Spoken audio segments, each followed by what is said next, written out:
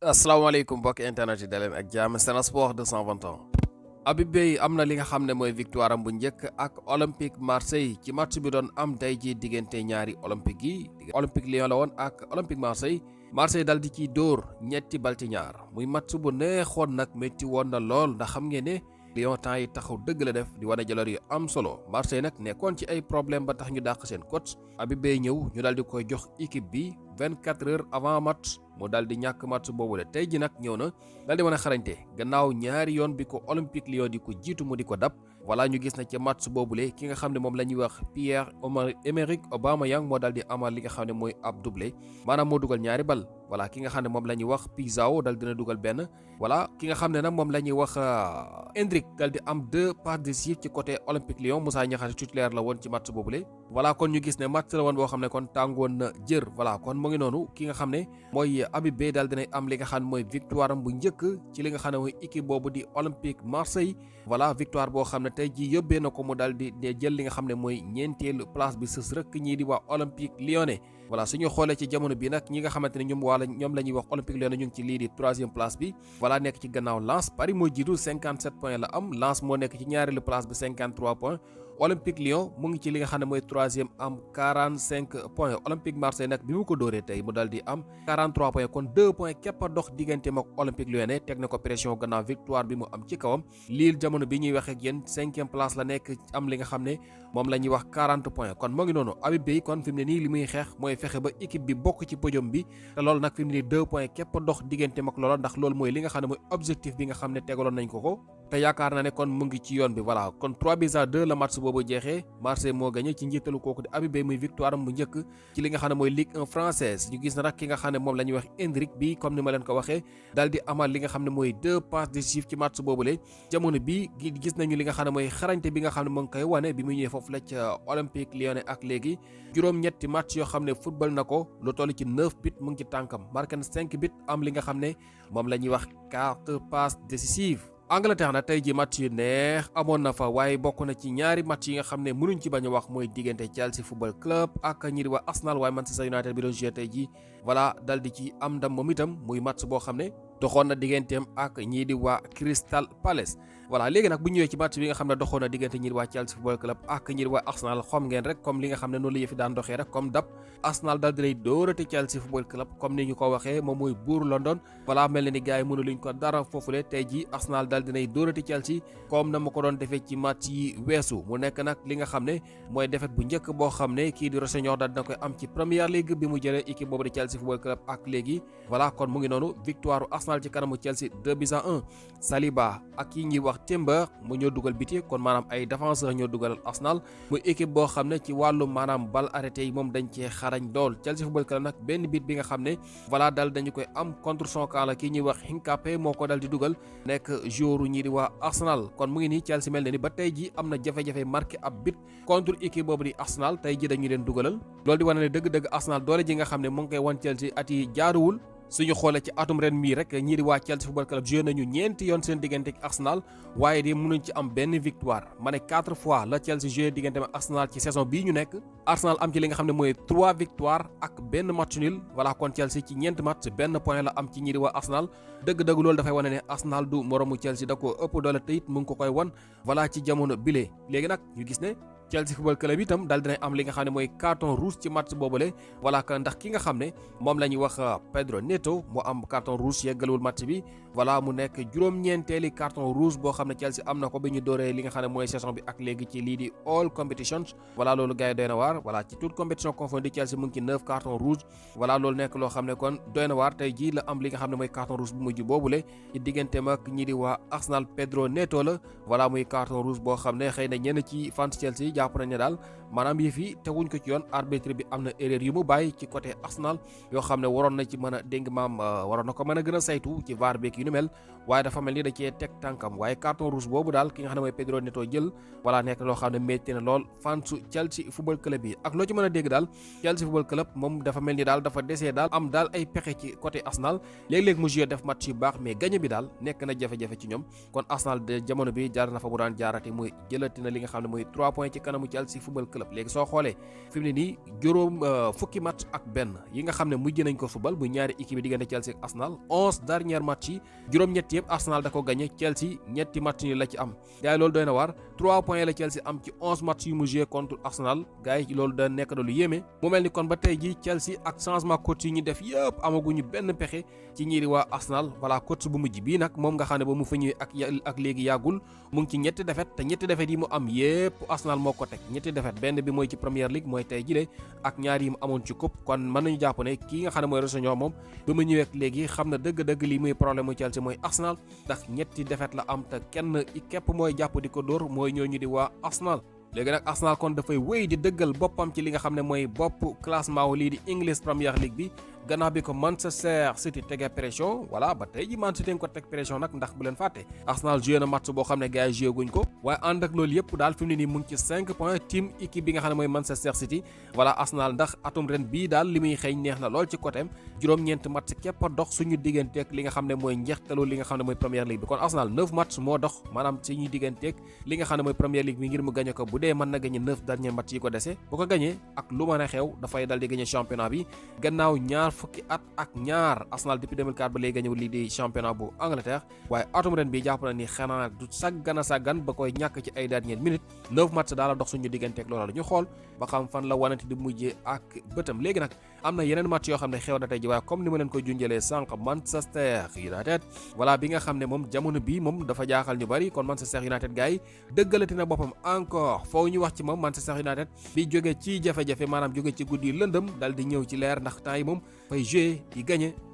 depuis ñu changé coach ak léegi seen affaire mu ngi dox moo tax ñi doon critiquer choix wu kooku di Michael Carrick voilà jàpp ne daal moom même bu saison bi jeexee bu defee résultat yu baax sax waru faa toog ndax moom amul li nga xam ne xëy na mooy xarañteewu jiite équipe boobu fi mu ne nii jàpp naa ne war nañu mën a toog nag noppi ndax lii Manchester United di dund ci jamono bii ak seeni fans jàpp naa ne gëj nañu koo dund voilà kon nag ku leen bëgg a taaxale ak loolu war nañu mën a jëflante ak yow Michael Carrick mii moo jig United te loolu moom la ñuy seetlu ci match yi nga xam ne mu ngi koy joué bi mu fa ñëwee ak léegi nañu xool lu toll ci juróom-ñaari match dal dina koy joué ak ñi nga xam ne waa Manchester United ba mu fa ñëwee ak léegi moom kooku ñuy wax Michael Carrick voilà ñu gis ne juróom-ñaari yooyu yëpp dégg nga maam ñàkkul ci benn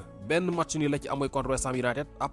part boobule yi des yëpp da koo dal di gagné te ñi mu gagné nag comme ni ma leen ko waxee dafa am ay ponkal ku ci mel ni City Arsenal bokk na ci Fulham bu naqadee dóor bi waaye Crystal Palace bi nga xam ne moom moo lakkal Manchester City ak ñoom Liverpool équipe yu mag yooyu nga xam ne balaa ñu koy dóor coono bu ne la ñuy daj tey jii moom lañ mujjee wàcce voilà ba ci Everton tey jii Crystal Palace la mujjee dóor kon nu ma leen ko waxee moom kooku di Michael Carrick 7 dernier match yi nga xam ne joué na ko ak équipe boobu di United wala ba mu fa joué ba mu ñëw léegi ñàkkagul ci benn kon amagul défaite muy lu ama am solo match bi nga xam ne dox na tey ji digganteem ak équipe boobu ñuy wax Crystal Palace bu Ismaïla Sarr nag Bruno Fernandes moo dugal ak kooku ñuy wax Benjamin Sesko voilà kon mu ngi noonu ñu dugal pour ñi waa Manchester United Lacroix moo dugal pour équipe boobu di Crystal Palace Ismaïla Sarr moom titulaire la woon ci match boobule voilà kon mu mel ni kii di Benjamin Sesko mu ngi wéy di wane xarañteem gannaaw bi nga xamee ne gis nañu ne temps yi doon dugg comme remplaçant di marqué ay bit tey yi ñu dal di koy titulariser moo dal di dugal ab bit ci match boobule jamono bi mooy attaquant bi gën a tàng ci côté Manchester United moom kooku di Benjamin Sesko xayma nañu ne daal maanaam atum ren bi wala saison bi c'est 43 minutes yu mu football 43 minutes yu ne mu dugal ab bit loolu gars yi am na solo loolu attaquant bu xarañ rek ko mën te mu ngi koy wane foofu la di Manchester United léegi nag 7 match yi nga xam ne Michael Carrick joué na ko am ci 6 victoire ak benn match nul 0 défaite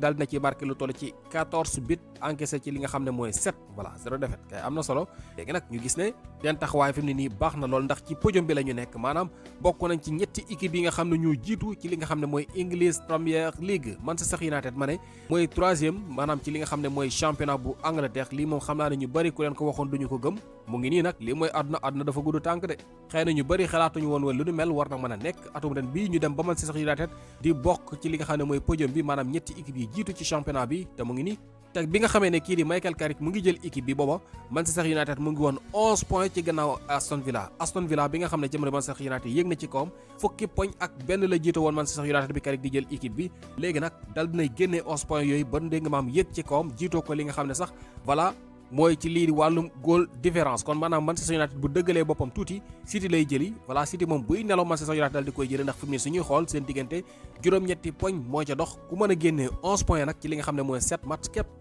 kooku yaakaar naa ne juróom-ñetti points tëwu ko na Siri dëggal boppam rek sinon xam na la ko cay fekk Manchester United ay caaxaan moom démb di nga maam jamono bi doxuñu ci ña ngay wane daal lu ama am solo ku ko wax ak ku ko waxul xam nga ne Manchester United jamono bi jéego yi muy dox moo gën a gaaw fuuf yi Arsenal di doxee ndax kat bi nga xamee ne Arsenal jiitu na ak léegi point yi mu doon jiitoo gars yi dafay wàññeeku lool Manchester United nag moom ay point dafay yokk muy gën a yéeg ci li nga xam ne mooy bopp classement bi ñu bàyyi ko xel gars yi Manchester United mu ngi ci yoon.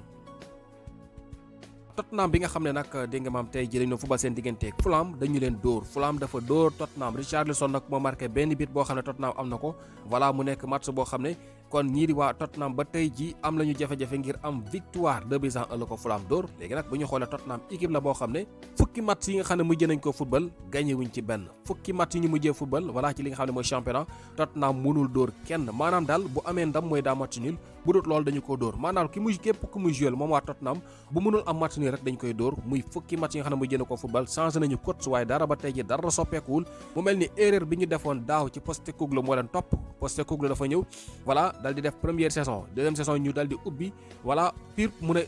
saison ren bi sama deuxième saison la te fépp fu ma mos a jaar nag sama ñaareelu saison dafay gagné coupe ñu yaakaar ne waxi ngelaw lay wax mu ñëw gagnal Tottenham li nga xam ne mooy coupe d'Europe muy Europa League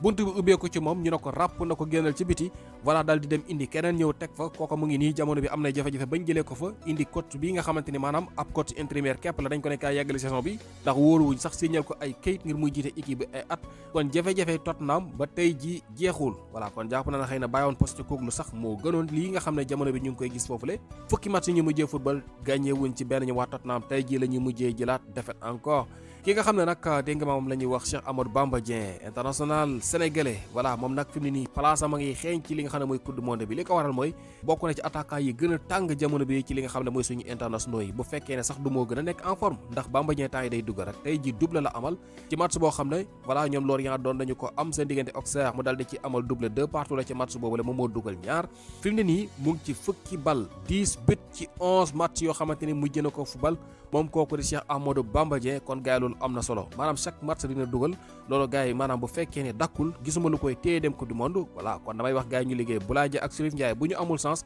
dinañ leen zappe yóbbu kooku di Bamba Dieng bi nga xam ne fàtte woon nañu sax ay mbiram mais depuis mu jóge ci blessure am boobu ak léegi daal gis nañu muy def jëlaar yu ama am solo tey jii ci mujj 2 but la dugal suñu gone yi nag temps yi am na ci ñu bari ñoo xam ne ñu ngi wane jaloo rek ki nga xam ne sax moom la ñuy wax Assane Diao def na retour gis ngeen ko ci weekend bi voilà joué na li nga xam ne mooy ay simili ci match boo xam ne dégg nga maam doxoon na diggante Como seen diggante ak Lecce 3-1 la ñu dóor moom kii di Assane Diao dugg ci match bi ci fin match bi 84 minutes voilà gannaaw bi nga xam ne dafa blessé woon depuis décembre fi mu ne nii nag gis nañu ne mu ngi njëkkanteeg heure bi voilà ngir war a mën a dem ci coupe du monde bi muy beneen élément boo xam ne moom itam bu dee joué na ba am temps de jeu bu doy ci ay tànkam mën na am chance dem ci mondial bi kon moo ngi noonu retour Assane Diao xibaar bu am solo la ki nga xam ne nag mooy El Hadji Malick Diouf démb dafa defat li nga xam ne mooy passe décisif muy 5 passes décisives ci li nga xam ne mooy saison ren bi la ci match bu doon dox seen diggante ak Liverpool donte ne dañoo jël défaite waaye moom daal dina ci am passe décisive ki nga xam ne nag moom la ñuy wax Pathé Ciss moom dañ ko sargal démb foofee ca Espagne gannaaw bi nga xamee ne voilà Rayo Vallecano doon nañu football ñu daal di koy mujjee sargal gannaaw bi mu gagné li nga xam ne mooy coupe d'Afrique voilà boobu ba léegi ñu ngi soog a am occasion xëy na pour sargal ko moom kooku di Pathé Ciss comme ni ngeen ko gisee noonu jox nañu ko benn raaya ak yëre boobu nga xam ne mbubb mi ñu bind voilà 2025 wala boog 2025 li nga xam ne mooy champion AFCON voilà mooy champion coupe d'Afrique des nations 2025 Pathé Ciss la démb sargal nañ ko ci kanamu public bi voilà foofu la ca clubam loolu mu nekk lu am solo ki nga xam ne nag moom la ñuy wax Pape Gueye moom tam marqué ab but contre Barça ni ki démb muy bit bu rëy bu am solo boo xam ne daal na koy def moom Pape Gueye démb nga ni match la def voilà gis nañu ko mu mel ni moom itam temps yi dafa jël forme ndax fan yi passé rek gis ngeen ko fi moom da dugal na fi ab bit yàggul dara démb encore mu dal di ñëwati defati match bu rëy moom kooku di Pape Gueye kon mu mel ni suñu gore jamono bi ñu ngi def jaloor yu ama am solo foofu la ci Europe képp ku ci sàggan nag gars yi dina la fi bàyyi dem mondial waaye am na ci ñoo xam ne bokkuñu woon ci CAN bi sax fi mu ne ñu ngi lijjanti seen place ndax lii ñuy def bu dakkul dinañ dem ku ci mel ni Bamba Dieng wax naa leen ko léegi voilà ku ci mel ni kooku ñuy wax Nobel Mendy bi nga xam ne mu nga tey Rayo Vallecano bu ñu dëggalee seen bopp tuuti rek mën nañu am chance dem ci li nga xam ne mooy coupe du monde bi Robert Lewandowski nag moom dafa daal di am blessure ba tax na kayiti xibaar mu ñuy xamal ne kat dina wuute match retour bi war a dox diggante Barcelone ak Atlético de Madrid ci wàllum coupe du roi nga xam ne ñi di waa Atlético da koo dóoroon 4 ci aller bi retour bi Barça soxla marqué lu ñu toll mbaalu ko ëpp ngir war a mën a jàll léegi nag ki nga xam ne mooy seen attaquant bii nga xam ne jàpp na ne xëy na moo leen ci waroon mën a génne ndax Ferran Torres ñu bëri koy critiquer fan yile Lewandowski moomu ne nañu du bokk ci match boobu ndax dafa am blessure bu dee sukkandekoo ci taskatu xibaar yi. José Mourinho nag gannaaw critique yi nga xam ne ñu bari ñu ngi ko doon dal fan yile ci li nga xam ne mooy kàddu yi mu yëkkatoon doon jéem a protéger joueur am bii ñuy wax Cristiano voilà moom nag daal dinay wax ne kat moom mbir mi moom maanaam noonu rek la mën a taxawee li ko waral mooy fii ak demuñu ba di nga mam daal di teg ay daan kii di Cristiano maanaam ñu daal di enquête ba wér ne moom moo def mu ne ba mënul taxawee beneen tànk waaye nag mu ne na ñëpp leer ci moom ne moom amul li nga xam ne mooy maanaam lu muy maslaa ci lépp loo xam ne rek aju na ci wàllum maanaam racisme ak yu ne mel Mourinho koo xam-xam ne moom doxul ci yooyu mu ne bés boo xamee ne ki nga xamante ni voilà moom la ñu wax Cristiano daal dinañu koy enquête ba ne moo def mu ne su boobaa na xam ne moom Cristiano jeexal na foofule maanaam club boo mu yor muy Benfica boo na xam ne leer jeex na ci moom loolu wax moom kooku di José Mourinho ndax mu ne yu ne mel moom voilà caaxaani wu ko kon bu fekkee ne noonu la demee Cristiano am na big problème bu amul sens carrière am mën na fi jaaree voilà am na yoo xam ne ay caaxaan la rek voilà nekk ci waxi sew yi maanaam argentin ñoo war a bàyyi seen xel ci yu bëri yi ñuy def yoo xam ne maanaam dañ jàpp dara du leen ci fekk man na wax xamut yar bu ñu leen di yaree la xaw ma seen dëkk ba ñuy dundee noonu mais yu ni mel li leen ciy dégg dafa bari ndax bu ngeen fàttale ko ki nga xam ne mooy Enzo Fernandez bii nekk Chelsea football club du ni mel ni coolu mel ni daloon na ko fi daaw ba mu mujjoon génn di jéggulu voilà jamono boobu nga xamante ni fekk na seen match contre France passé na ak coow ya ca xewoon yépp nga xam ne ñoom joueurs yu bëree bëri tuddoon nañ leen ca moom kooku Enzo Fernandez du ni mel dabaatoon na ko fi tey ji encore ñu déggaat fi beneen joueur argentin maanaam mbir yi bu fekkee ñoom rek ci ñoom lañ koy gën a dégg su yàggee am lu muy niru nag te kii nga xam ne xelal la nekk ci buntu carrière am di dugg ci ñàkk fayda yi bu amul sens carrière mën na fi jaar tabi géej ndax li nga xam ne Mourinho daal dina koy def tey ji mën nañu ko jàppee wooni bokk mën nañu ko jàppee sax menace ndax bu demee ba wax ne bu fekkee lu ni mel daal dinay prouver ne gone gi moo def ba ñu teg ko ay daan mu ne su boobaa moom na jàpp ne seen diggante jeex na dootu ko mos a xoole bët bi ma ko doon xoole loolu nekk na mbir moo xam ne gars yi xëy na dina ko wàññil li nga xam ne mooy coow leeg attaques yi doon dal ci kaw moom kooku di José Mourinho gars yi loolu mooy lee fi gënoon fees ba leen topp Sen Sport 221